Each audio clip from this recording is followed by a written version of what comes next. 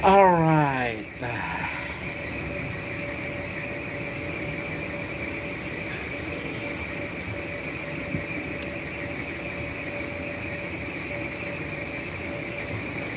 Natin sa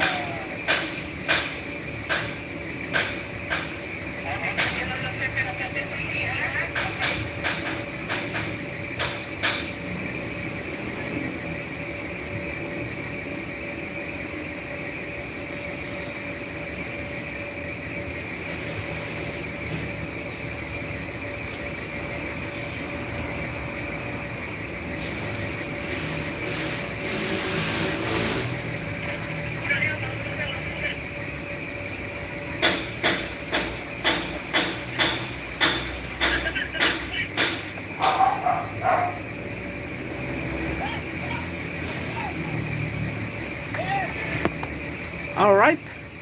Magandang hapon po. Mega love shout out po kay Mami Mercy Calunod. Alright. Kay Audrey Nicole. Ayan, mega love shout out. Kay Nani Sanchez Vlog. mega love shout out. Ngayon po ay alas 4 na ng hapon. Ano? Muntik na naman hindi tayo makapag-live. At mega love shout out din kay Ji Chang Wo. Kay Kagawad Antonihan, mega love shout out. At kay Ma'am Analisa ng Maisog, Malaysia. Alright.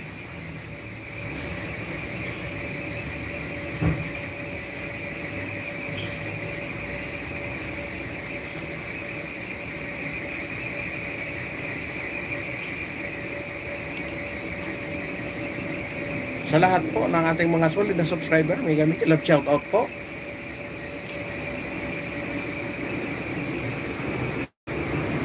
Ayan, kay Ma'am Rosalina, mega love shout out. Kay Paul Donisa Official, mega love shout out. At sa lahat po ng ating mga solid na subscriber, mega love shout out po sa inyong lahat dyan. Magandang hapon po. At sa lahat po ng naaabot ng live nito, mega love shout out po sa inyong lahat. Magandang hapon po. Yon. Alright. Ang atin pong pag-uusapan ngayon ay mga kaganapan ngayon, mga nangyayari sa ating kapaligiran ngayon, ano? At kahapon nga po ay wala akong pasok, pero grabe ang problema ngayon sa aywan ko kung nagaganap to, nangyayari to sa inyong mga komunidad, ano? Talagang talamak na ang talamak na talaga ang drugs. Grabe. Kahapon po ay ewan ko bakit, ano bang nangyayari sa atin, no? Sa inyo ba, kumusta ang inyong mga lugar-lugar? Ang wala bang mga insidente ng mga karahasan? Ayun, at kahapon nga napakalakas ng ulan. Talagang siguro sa tao na lang yun, ano? Pinipili talaga nila na maging adventurous yung kanilang pinagdadaanan sa buhay. Lee Sung Soon, ayan, magandang hapon po. At ayan, mega love shout out to you, my dear friend Lee Sung Soon. Ayan, thank you for coming here. Ayun nga po, kahapon nga ay talagang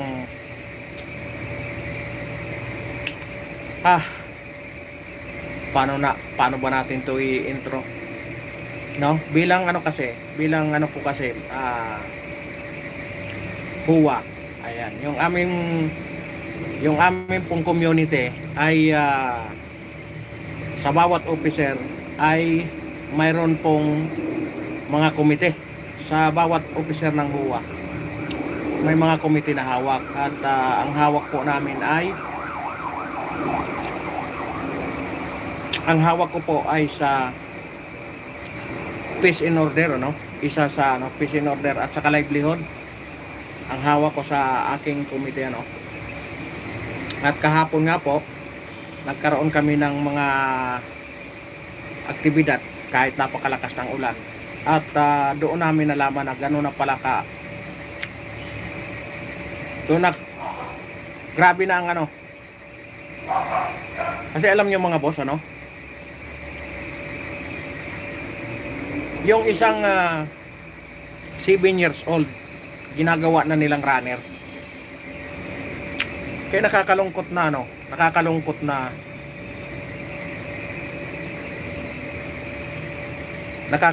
na umaabot na naman tayo sa punto na parang wala nang nirerespeto na, ano. Parang wala nang nirerespeto yung ano, siguro sa hirap din ng buhay dahil nga talagang sa kanilang hirap paghanap ng trabaho. Kaya napipilitan siguro ako, hindi naman ako eksperto pagdating diyan, ano. Pero sa tingin ko talagang hindi siguro sa ganyan na dahil ikakatwiran mo na mahirap ang buhay, ano.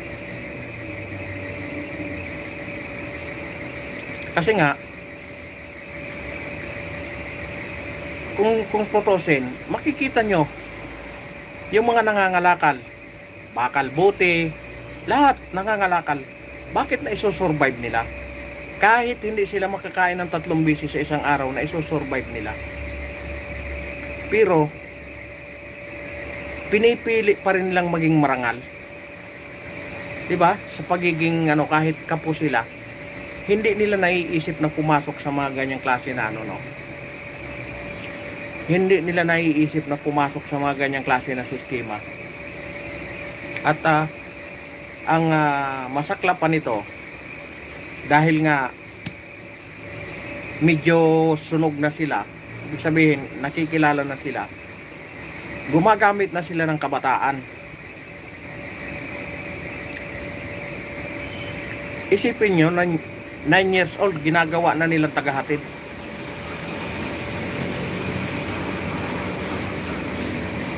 Diba? 9 years old yung nag-ano sa amin. 9 years old yung kumanta sa amin, yung nagkwento na madalas siyang inuutosan, binibigyan siya ng 10, 5, diba?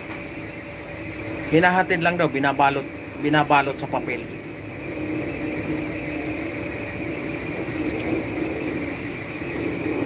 Kasi nga, ano sabi ng bata?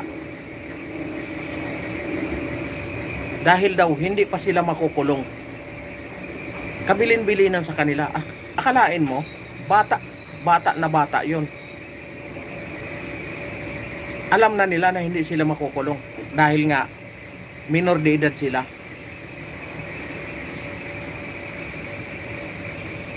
Diba? Kaya kawawa kung hindi natin maagapan ito, paano na lang?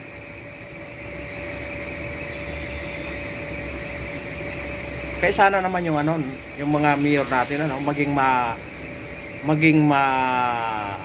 tawag nito, maging maaga pagdating sa mga ganong klase na sistema, no? Hindi ko naman sinasabing nagpapabaya sila, pero sa nakikita natin ang sitwasyon,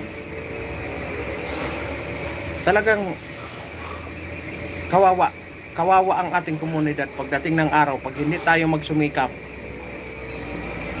pag hindi tayo gumawa ng paraan para mabulabog sila. Wala. Kasi ilang buwan na namin pinagmamasdan, parang palengke na lang.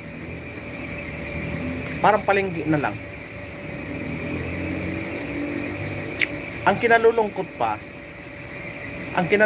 pa namin, nahuli na, tapos ang ikakaso, gambling.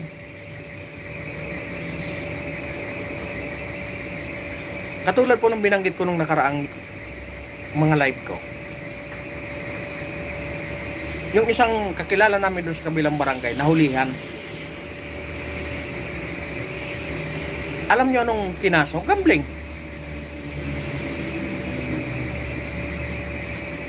Ngayon, tinanong ko yung asawa, kasi hindi naman kami nakakapasok eh.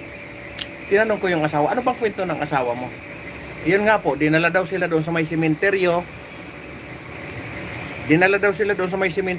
Tapos pagdating doon sa sementeryo, pinababa sila. Pinaghahagis ng barya. Tapos piniktura ng pulis. Kaya ang kaso gambling. Sa halip na user or poser, wala, gambling ang kaso.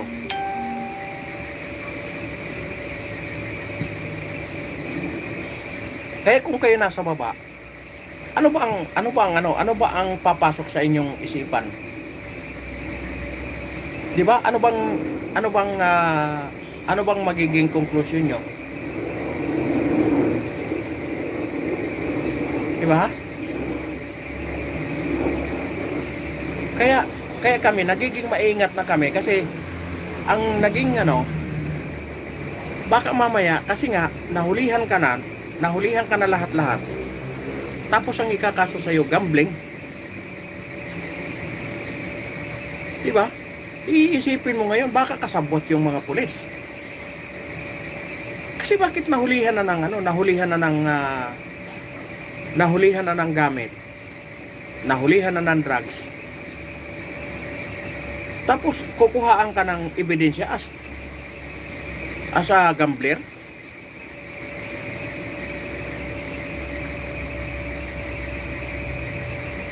Diba? Tapos ngayon yung magagaling nating mga politiko, andun sila wala na silang ginawa. Kung hindi habulin ang Vice President. Sa halip natutukan yung mga isyong mga nangyayari ngayon sa atin.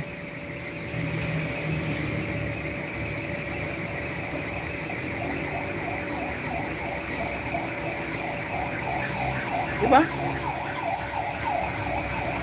Napakaraming nagtatrabaho sa baba pero hindi nakakakuha ng maayos na suporta.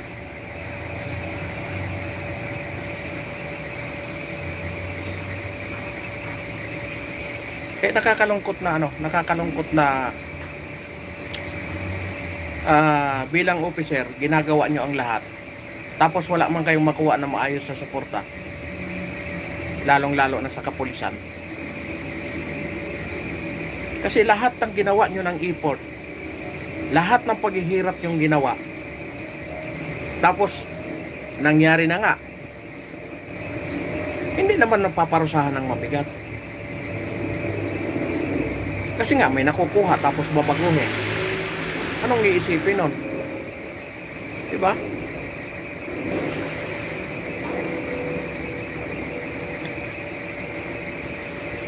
Iisipin nun, baka kasabwat na yung kapulisan.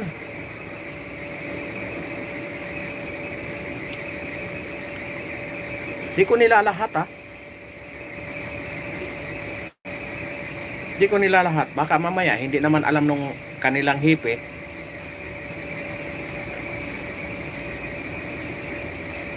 Pero sayang.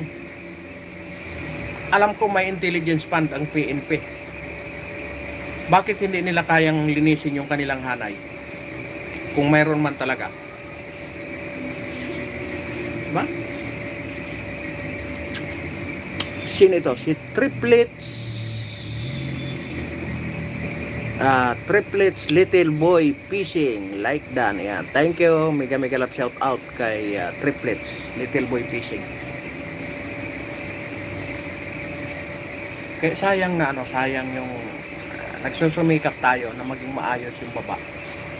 Ano yung mga Yung hose, hiramin ko yung hose. Hiramin ko yung hose. Lilinis ako doon mamaya. Pagkatapos ko nito. Ano lisinisan mo?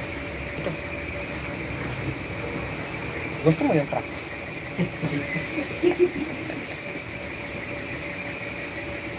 Di ba? Lahat ng import natin, kung wala man suporta na dapat sumuporta sa atin, hindi mangyayari ang lahat ng iyan. Hindi magtatagumpay ang lahat. Kung walang susuporta sa atin na maayos. Diba? Pinkoy. Na magandang hapon kay Pinkoy. Pinkoy 3F.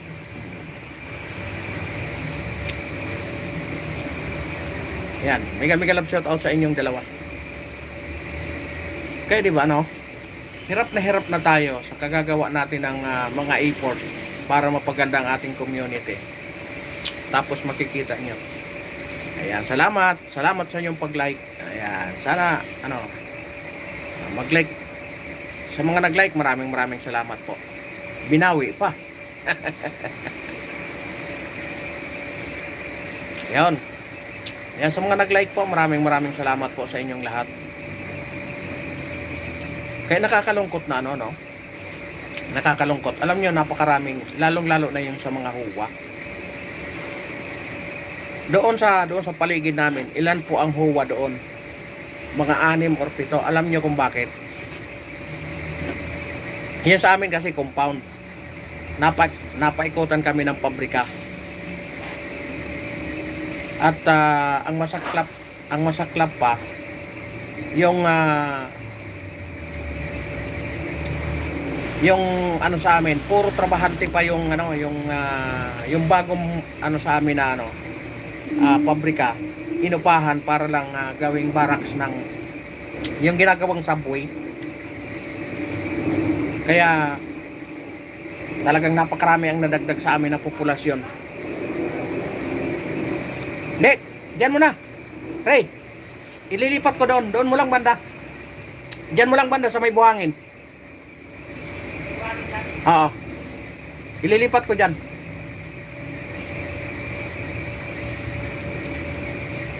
Kaya di ba? Lahat ng siguro naman yung mga huwa, maganda naman yung kanilang hangarin, kaya nga nagtayo sila ng kanilang asosasyon para lang mapangalagaan ang kanilang Duterte lang pag-asa natin, kuya. Kaya nga kaya sabi ko, yun nga kahapon nga nung nalaman nga namin na pati 9 years old ginagawa na nilang napapakinabangan na nila kasi nga ang sabi daw sa kanila, pag nahuli sila hindi sila makukulong kasi nga 10 years old pababa. Kalain mo, bibigyan ka lang ng 5 piso. Walang kamuang-muang na bata. Nakagamit na sila ng paraan. Yan ba gamit mo? Ha? Lilipat ko na lang doon. Diba? Kaya sana bumalik yung panahon na pati bata. Totoo.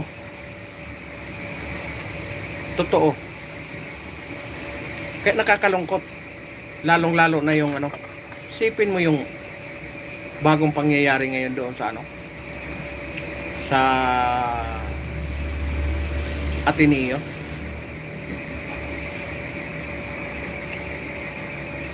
Bukod sa weight, lulong pa. Isipin mo yung nangyari doon sa Ateneo. Naka-live pa. Diba? Naka-live pa yung bata.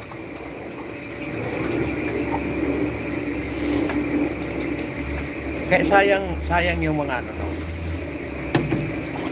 sayang yung mga effort ng nasa baba kung wala naman talagang maayos na ano ang ating nasa taas. Sayang yung ating pagsusumikap na mapaayos yung bawat community kung hindi ka naman nakakakuha ng maayos na suporta. Bulok kasi. Isipin mo na lang, Boss Pinkoy, no? Yung bata na namaril doon sa Davao, sa Mindanao. Ano ang sabi ng tagapagsalita ng Malacanang? Sinisi pa yung teacher. Sinisi pa. Oh, akalain mo ba naman yon? Minsan daw kasi ang teacher doon pa nagsisimula. Oh. Grabe naman yon. Ating tagapagsalita. Alam niyo yung ating yung ating tagapagsalita. Parang akala mo yung wala sa hulog ba? No? Kasi ang kanilang strategy, halimbawa naiipit sila sa kanilang sagot, ipupukol nila sa iba. Ipupukol nila sa iba yung sagot. Di ba? Halimbawa pag tinanong mo sila, ipit sila doon sa tanong, itatanong din sa iyo. Ayun ang mga magagandang tagapagsalita. Oh. Pag medyo sarcastic yung tanong, ipapasa doon sa mga sa nakarang administrasyon. Ipapasa sa Duterte. O, di ba? Kaya nakakatuwa yung ating nakakatuwa yung ating pamahalaan. Dati gatuhod daw. Dati gatuhod, ngayon bukong-bukong na lang. Nung naulit galit na naman doon sa pinasa na naman doon sa iba. Ang galing nila Yung apektado ng baha, imbes sa pagkain ibigay top toys.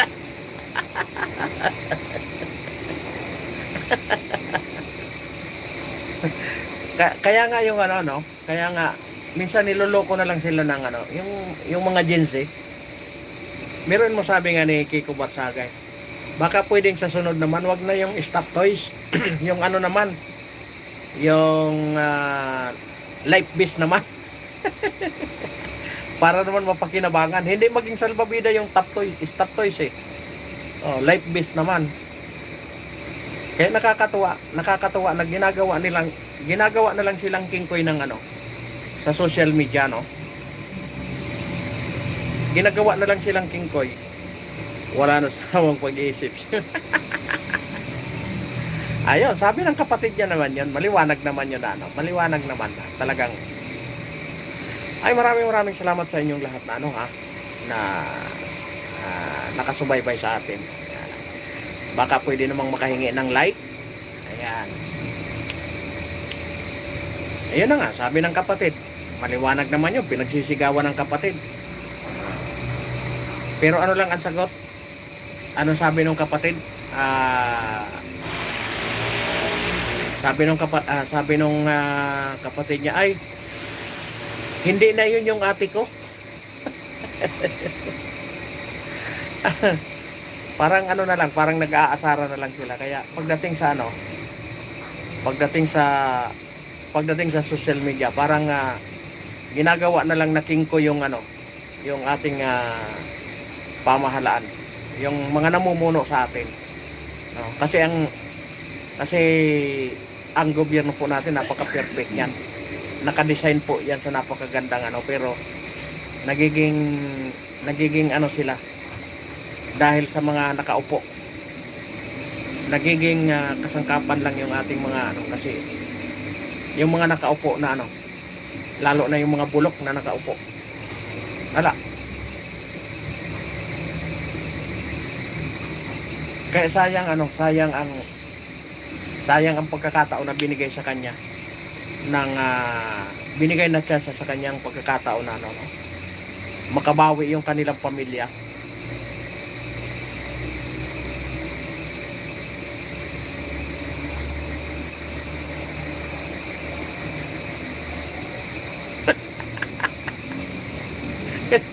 Kaya nga eh. Oh, para daw ang katwiran niya, may katwiran naman siya para naman daw maibsan yung ano, para naman daw maibsan yung hinagpis. Kita parang ginawa ngang King Koy. Isipin mo, nandoon ka sa ano, pinasok yung bahay mo,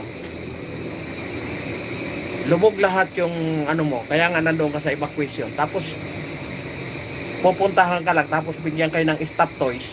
O di nakakatuwa. Nakakaloko, di ba? Parang sinasabi niya na ay yan lang ang ano nyo.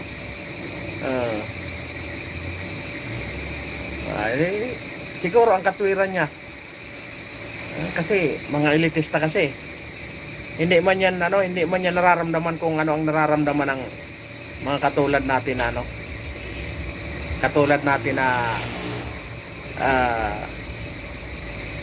mga naghihirap, diba?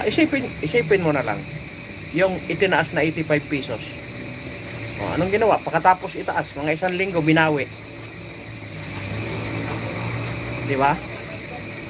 Kwentahin mo yun sa 85 pesos sa 6 na araw mo na pasok, 300 plus. Sulit man. Grabe naman to. Malupit naman to si Ronaldo. Ayan. So, di ba? In-announce siya pa yon, yung 85 pesos. Kwentahin mo yun kung gaano kalaki ang pakinabang no sa pangkaraniwang manggagawa na ano, tulad natin ano. Kwentahin mo yun sa loob ng 1 linggo, 300 plus. Di ba? 300 plus. Ilang kilong bigas?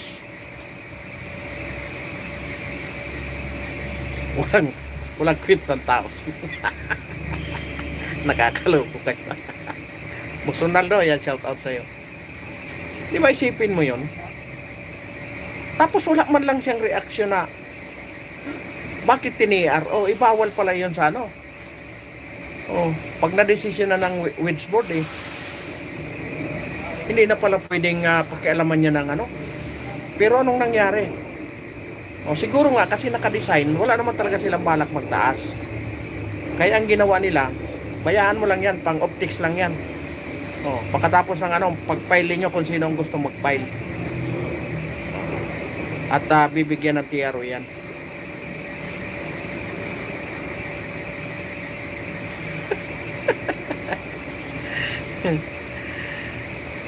Kailan bababa si Marcos na pugas? Iyon ang tanong. Kung kailan. Biruin mo. Yung basura gagawin ng ano? Gagawin ng racket. Hindi.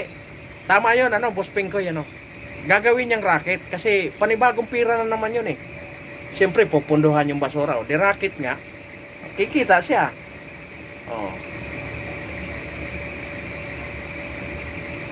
Bigyan mo ng moderator ko eh. Ganun ba? Kasama mo ito? Okay.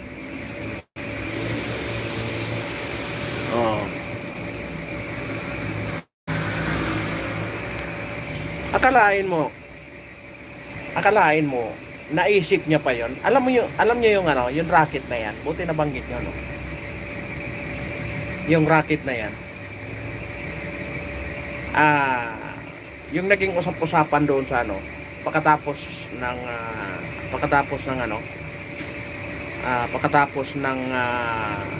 SUNA, nagparty-party yung mga congressman. Alam niyo yung ano, pinagtatawanan daw yung ano, pinagtatawanan eh. Sino ba ang nakaisip nun? Sabi niya, bakit binanggit pa yon? Di ba? Bakit pa raw binanggit? O, di, siya ang naging pulutan ngayon doon sa ano, doon sa party-party. Kasi nga, pati ba naman yung racket na yon pinagmalaki pa. Akala naman natin kung yung racket na ano, ABB racket pa na. Biruin mo, magkano ang pundo nun. Tapos, isang minuto lang yung itatagal sa taas. Hinaoy di wag ang Pilipino. Alam nyo, yun din ang ano ko, ano? Yun din ang tingin ko na ginawa na lang tayong mga ano. Ginawa na lang tayong mga kingkoy ng ano. Mga namumuno sa atin.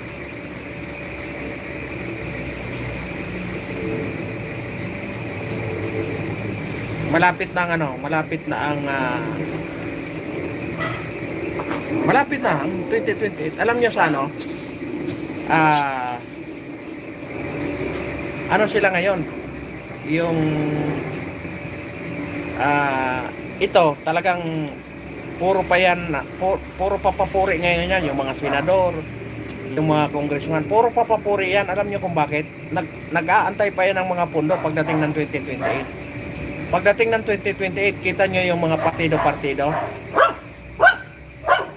Kung saan ang malakas yan, doon na yan magtatalunan yung mga politikong ano.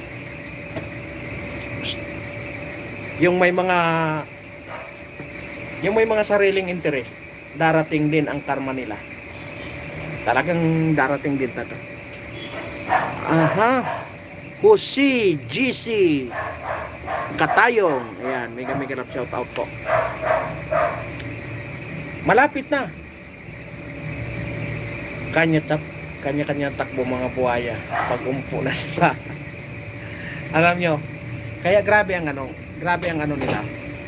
Double time sila ngayon kung paano matanggal si Sara Duterte. Double time sila.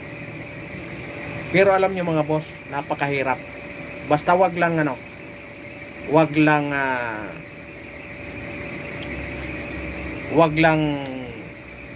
maniobrahin ang Comelec. Wag lang maniobrahin. Napakahirap. Isipin mo, ilang taon ang gustong tanggalin. Di ba? Ilang taon ang gustong tanggalin si Sara Duterte. Pinagtulong-tulungan na lahat. Kongreso, Senado, NBI. Di ba? Pinagtulong-tulungan na.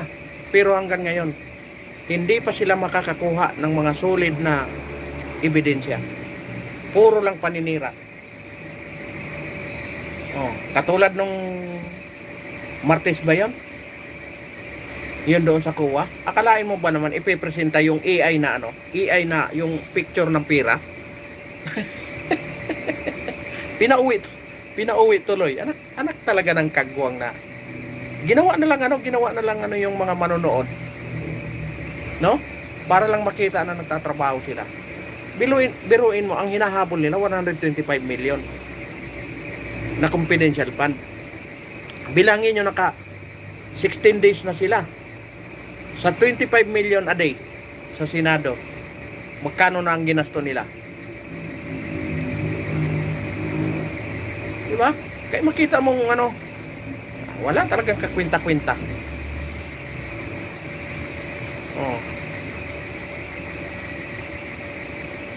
Kaya kita mo naman yung kapatid na mismo, itinakwil siya kasi nga walang kabuhay-buhay eh. Diba? Sayang yung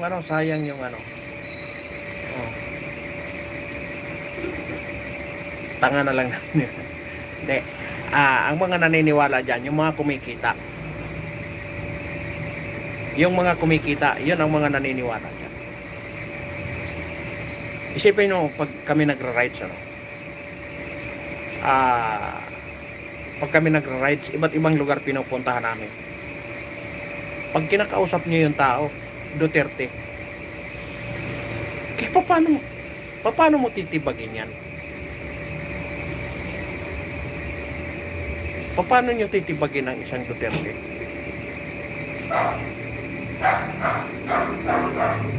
Bawat puntahan mo, Duterte ang inaano nila. Yon, isa rin yun. Isa rin yun. Talagang, yun na nga, yung, ano, yung, isa.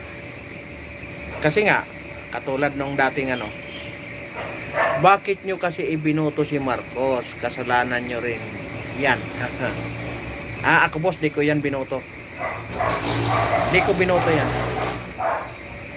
Gyuthon Albarida, yan, shout out po. Hindi ko po binoto yan. Alam nyo, alam ko nang mangyayari. Doon pa lang sa amin, ha, yung mga Ilocano, hindi naman lahat, ha. Isipin mo, proud na proud sila. Hindi ko binoto si Marcos Bag. Proud na proud sila kasi kababayan nga nila. Ngayon, ito na. Kumalat ngayon yung mga 1 week before, kumalat ngayon yung balita na kailangan magpalista kasi lahat ng kayamanan, lahat daw ng kayamanan ipamimigay na. Maraming naniniwala sa mali, nasa Biblia yan. Kasi nga maraming bula ang propeta. Ayun yung ano, doon tayo naliligaw. Doon naliligaw ang tao. Kasi nga maraming naniniwala, mga mabulaklak na salita. Yun nga yung sinasabi ko. Ito nga, dahil nga kababayan nila, naniniwala sila na talagang sincero yung presidente. Ito na.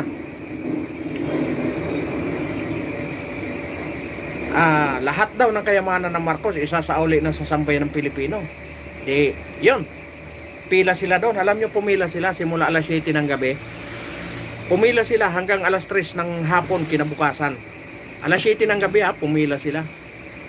Gutom, pagod, puyat, sama-sama na lahat. Pagdating doon, walang dumating na tao. Walang dumating, nakapila sila lahat doon. Hindi sila pwedeng umalis sa pila, baka malagpasan sila. Alam nyo, napakarami. Pag uwi nila, galit na galit sila. Galit na galit sila kasi nga, bakit kasi kayo naniniwala? Sinasabi ko nga sa kanila, bakit kasi kayo naniniwala? O ayan, kababayan nyo na mismo. Sinira kayo. Talagang scam nga.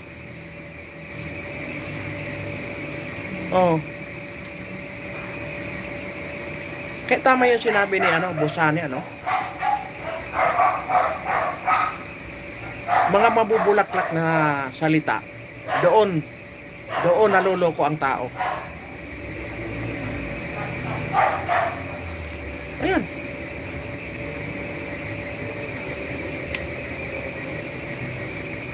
Alam nyo, maraming yumaman kay Marcos. Yung mga negosyante. Isipin nyo na lang, simple na lang. Yung Meralco, diba? Yung Meralco, diba? Ilan ang ipinapatong niyan sa consumer na hindi naman nagamit? Makarami. In-announce pa ni Marcos. Kung hindi talaga siya budol, in-announce pa na kailangan ibalik ng Meralco. Kinabukasan, pagkatapos ng kanyang suna, kinabukasan, nagbitaw na ng salita yung may-ari ng Meralco, si Pangilinan. Sinong magsuselder? May ginawa ba si Marcos? Wala. Kasi nga alam niya nga, budol. Puro lang pambubudol. Puro lang pambubudol lang pinaggagawa.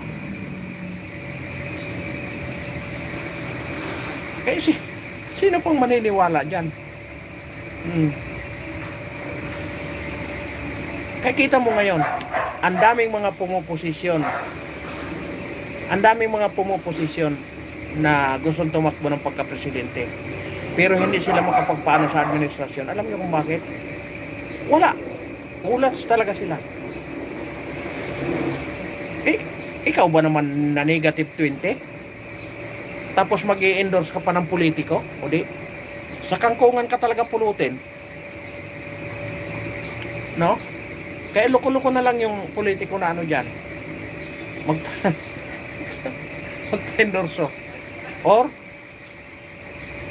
wala naman talaga siyang balak manalo. Kung hindi, ang habol ang pira. Diba? Ang panalo mo na lang is tsamba. Ang importante, kahit manalo ka, kahit matalo ka, kikita ka. 'Yun ang mga yun ang mga utak na Yan ang mga utak na yan ang mga mautak na tao. Hindi sila tumitingin sa panalo. Ang tinitingnan nila kung paano kumita. Ibig sabihin, panalo pa rin siya sa kanyang sarili. Kasi nga, siyempre, yung pag kayo po kasi ang dyan, pag ang isang politiko po kasi, lalong-lalo na simula sa mga congressman, may mga nagpipinansyan dyan. No? Kasi sa kapitan nga lang sa kapitan pa lang may mga nagpipinans na dyan. Kasi nga, yung mga transaksyon, maaari silang kumita dyan. No? Lalo ng mga senador, mga congressman, mga presidente, vice president. Sa totoo lang, may mga nagpipinans yan.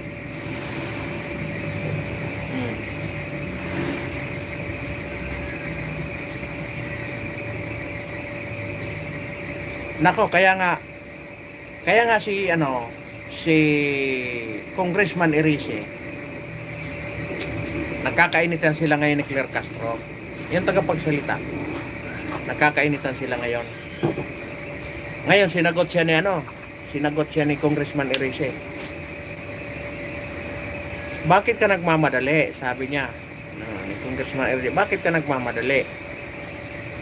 Kasi nga sinasabi niya nga yung mga korupsyon, ang hamon ni Claire Castro, dalhin mo doon sa ombudsman kung talagang malakas ang paniniwala mo na may korupsyon talaga. Sinagot siya ngayon ni Claire Castro, sinagot siya ni Congressman Erice, huwag kang magmadali, basta huwag kang tatakbo sa 2028.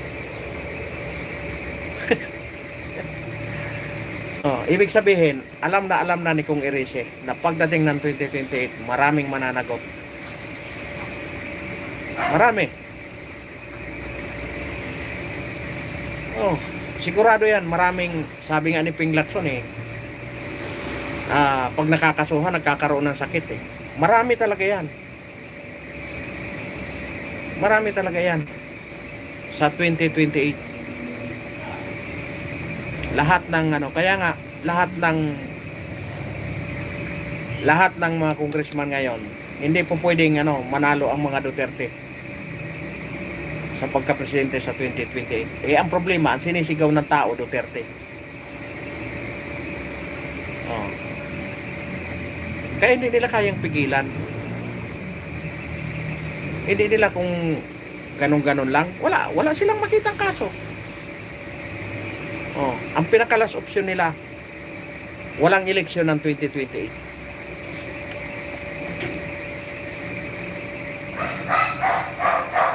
Alam niyo ang pinakamabigat doon? Yung pagkidnap kay Tatay Digong. Iyon ang unang-unang pinakamabigat doon na kaso.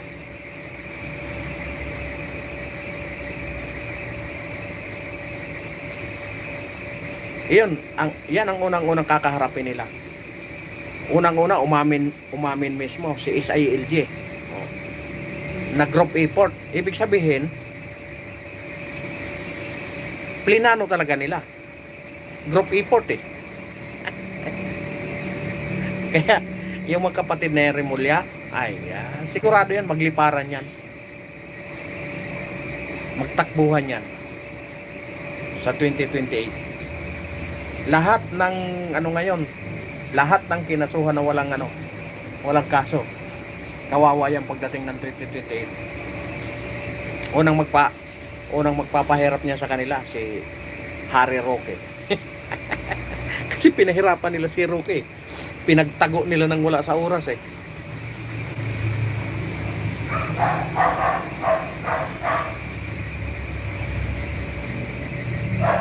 Pati yung mga flood control na yan, nako, hahabulin talaga lahat yan. Kaya mag-ingat-ingat na talaga sila. Kaya grabe ngayon ang effort nila. Isipin mo ang isang Sara Duterte. Wala pang partido yan na wala pang sinalihan na partido. Ang tanging sumusuporta lang sa kanya yung PDP Laban.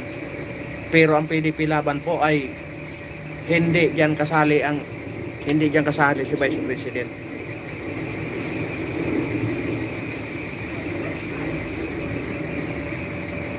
Ay, sigurado yan, babalik talaga yan. Babalik talaga yan. Kaya, tingnan nyo,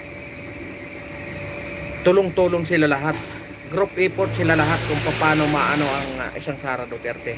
Kita nyo, kinasuhan na siya ng kinasuhan na siya ng tawag nito ng DOJ doon sa grave threat di umano.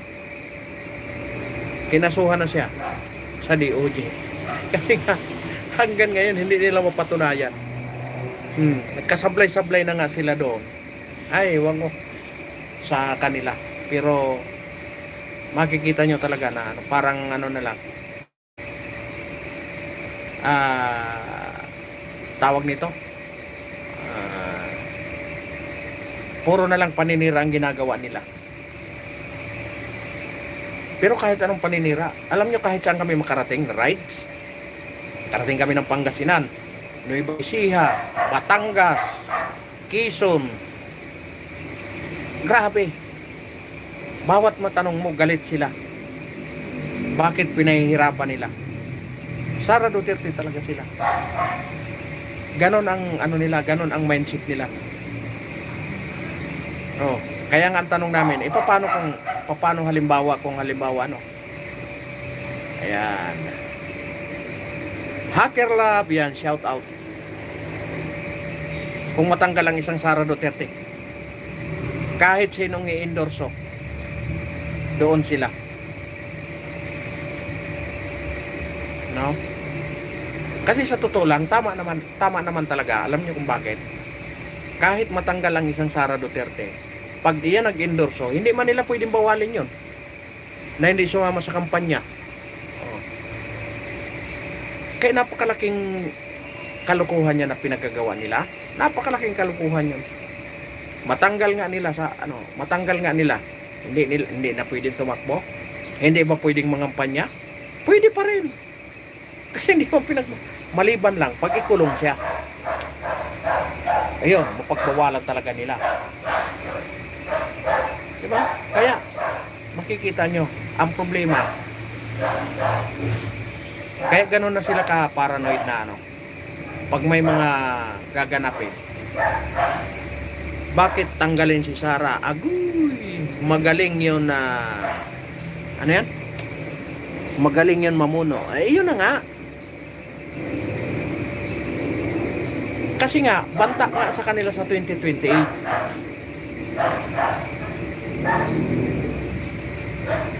Wala silang kukutabin pagdating ng 2028. Kaya gano'n na lang sila Duterte pa rin ako. Yan ang maganda. Duterte tayo.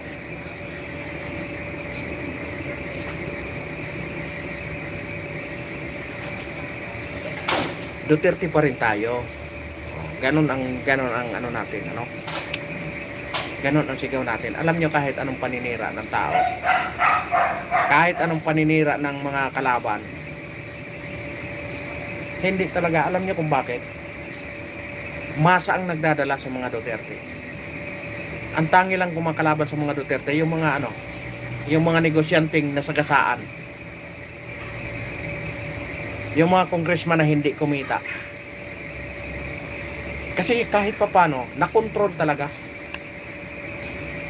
Nakontrol. Lalong-lalo na kung naupo na yung anak. Binabayaran yon, kaya naninira sila. Totoo naman yon. Totoo yun. Isa ako doon sa naalok. Akala nila masilaw ako. Ang iniisip ng mga Marcos ay magnanakaw lang sa kabanang bayan. Talagang ako talaga, kaya hindi ko talaga binoto yan. Alam ko na yun ang gagawin nila. Lahat ng nawala sa kanila, babawiin nila. No? Pero binigyan pa rin ng doubt kasi nga, dinala ng Duterte, akala natin maging maayos na tao. Kasi nga, dinala ni Sara Duterte, akala natin magpakabait. At babawiin yung pinagagawa ng tatay. Pero sa kabilang banda, kabaliktaran. Sa halip na bumawi, nag-traitor pa. Diba? Nag-traitor pa. Kaya nakakalungkot na umabot na tayo sa punto na umabot na tayo sa punto na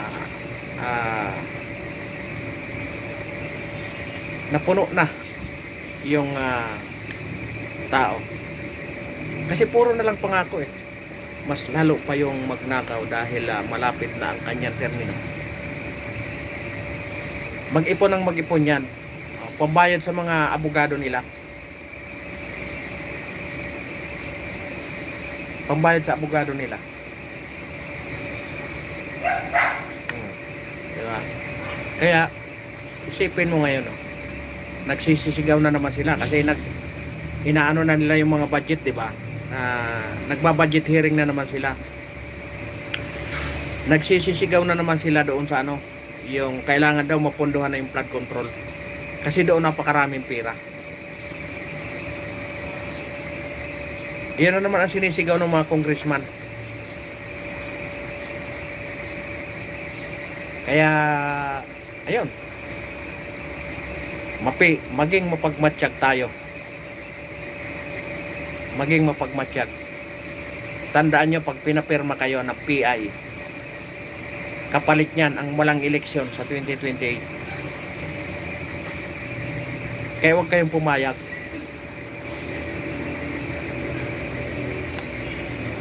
Kasi ilang beses na nila pinipilit yung PI na yan. Kawawa ang mga Pilipino sa ginawa ni BBM. Kawawa talaga. Ginawang kawawa ang Pilipino.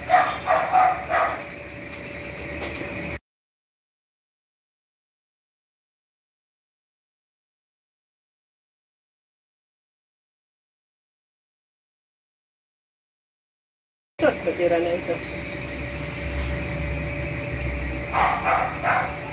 Kaya sayang ang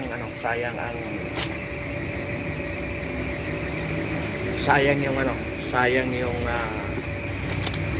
tandem. Laki Wala pa yung para doon bukas. Oo nga. Yun na. Ipit lang, ipit lang. Tapos Ipit lang, ipit lang. Aray. Pero may nasib na dyan na konti.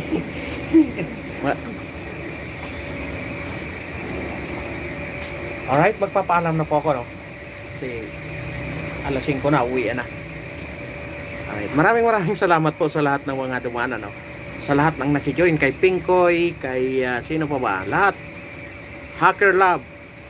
Ayan. Sino pa ba? Sa lahat, hindi ko na kay Sunny, yun. Shoutout po sa inyong lahat. Magandang hapon po. At mega love shoutout po kay Mami Mercy Calunod. Ayan, abangan nyo ulit bukas ang ating live. Ayan, sa mga nag-like po, maraming salamat. At sinamahan nyo ako hanggang dulo. Ayan, maraming salamat mga boss. Hanggang sa susunod, ingat po kayong lahat. Ayan, magandang panahon ngayon. Kaya maganda mag-rides. Mamaya or bukas. O, diba? Enjoy tayo.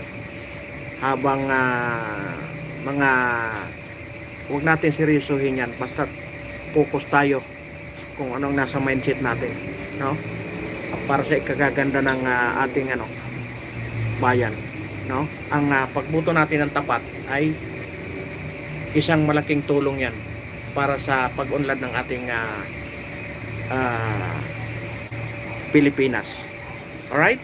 Maraming salamat po at ingat po kayong lahat.